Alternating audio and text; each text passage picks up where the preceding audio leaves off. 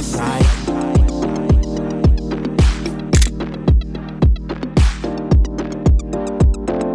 A little too far to show you, baby.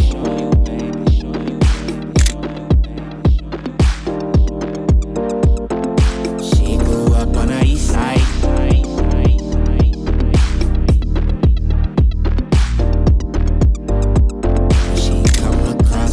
She'd always ask if I could show her, baby.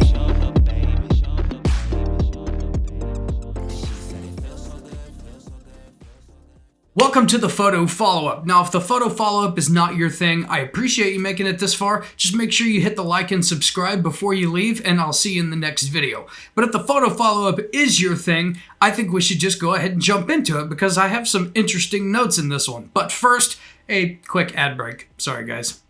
So you guys may have seen a similar image to this. Specifically, it was this one in a video I made about how fantastic the Nikkor Z 20mm f1.8 is and how it might be technically the best as far as color and contrast goes. But I want to go into it a little bit again today just because it's just so amazing how contrasty this is. This is a raw image. It is like really sharp. We got some fringing in the extreme highlights, but that's okay. What we're looking at is the color and the contrast. I mean, just look. It is so robust and thick. We got this annoying shadow of me right here. Hold up my camera.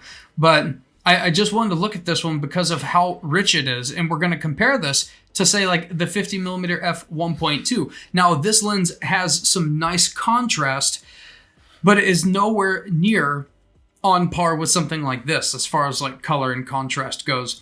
This too, nice contrast. This is the 50mm f1.2, and it just has nothing on the 20mm f1.8. It's absolutely wicked. This actually wasn't in the video that you just saw. I just didn't think it was that good.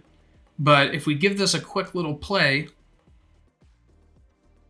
I mean, it is just wicked, colorful and contrasty. It just stands off of my screen, and that is the 20mm f1.8. This is shot at f3.2. This is the 50mm f1.2.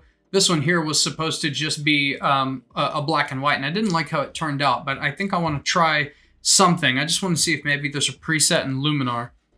Let's just hop into monochrome here and check out some of these. See if we can get a good jumping off point. Actually, I like this one pretty good. Let's jump into edit and just give it a little extra. Let's give it some contrast. All the highlights. Oop, no, we want to give it highlights. Let's give it some white. Give it some black. Really, I'm just trying to really darken these shadows. Let's go down here to the dramatic slider. I love the dramatic slider.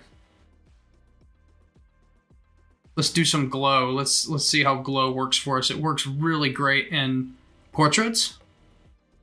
Yeah, I like that. Thickens it up just a little. And then we'll go down to my favorite, super contrast.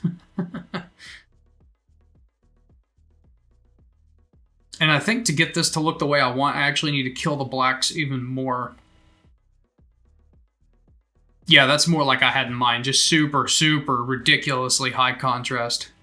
Guys, if you want to try Luminar Neo out yourself, I have a link in the description. Full disclosure, get a little bit of a commission. It's not much. It helps support the channel. If you don't want to do that, that's totally fine. But you can try it out and see if it's for you. If you want to try to support the channel in another way, I do have memberships. There's a public support for a couple bucks. And you can also check out some of my merch. Now let's get back into the actual edits that I selected for the video. So I got a behind the scenes shot. This isn't spectacular. It's not even particularly in focus, but I just wanted to grab, a shot of how many people were out there. And we had everybody from Sony shooters to Canon shooters to Nikon shooters to this guy that had like a 360 cam, and he was just doing all kinds of cool stuff. Crazy, looked like he was standing on top of a world kind of stuff. Super cool.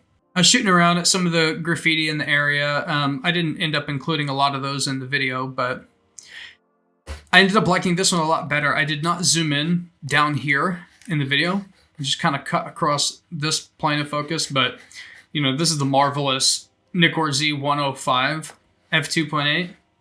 Absolutely sick lens. I didn't include these. This is the 105, but I mean, we just see the insane amounts of detail. Every single piece of the brush bristle that painted this graffiti is visible here. Even the texture of the post that it's on, super detailed. I didn't include this one. This is the 50mm f1.2 at f1.2, 16,000th of a second at ISO 64, and it's just super colorful. Got a little fringing right there. This is a Z-Wade Classic super shallow depth of field with the 50mm f1.2. I was surprised to see another photographer out there, a female photographer, that was doing shallow depth of field stuff too. And something really interesting, she commented on my post on Facebook and said that she really liked my style. And I went and looked at her photos, and our styles are actually super similar. Like, we edit in so similar of a way that I might have mistaken some of her shots for my shots. And the funny thing is, she shoots Canon, so all this stuff about what brand is better than the other comes down to the photographer. It's fairly boring. It's a decent black and white, but I just liked having the .com right under here. I was actually trying to get an even horizon right here, and I did that. It's not a super cool shot, but it's an interesting composition. Just going back to that 20mm, man, the contrast is just so sick. It's amazing. It just looks so thick and robust and juicy. I want to jump in and zoom in on this manhole cover. You guys know I like manhole covers, and it's just super sharp through here. Again, this is the 20mm f1.8 at f1.8. Just look at the detail in this rusty chain here. Again, 20mm f1.8. It might be the technically best lens in the Nikon Z lineup. I just thought this was cool. Here, the dark shadow with the blasted highlight right here. I exposed for this and overexposed it, and then I just did this in post. Is a super rich black and white. Again, the 20mm f5.6. I can't believe how much I like this lens. I'm really not a wide angle guy, but I am a very fine lens guy.